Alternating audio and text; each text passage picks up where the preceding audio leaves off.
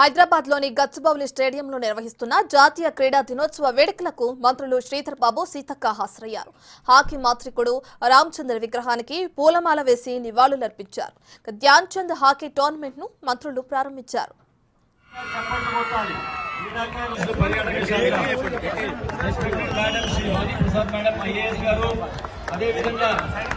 మన chairman young and dynamic పెద్దలు శివసేన రెడ్డి గారు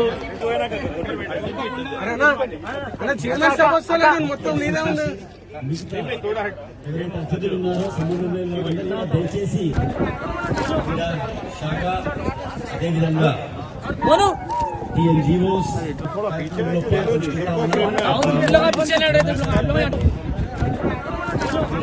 శాఖ అదేవిధంగా అతిథులు గౌరవ అతిథులు అందరూ కూడా హాకీ మ్యాచ్ ఇంట్రొడక్షన్ కి అదేవిధంగా సీతక్క గారికి హృదయపూర్వకంగా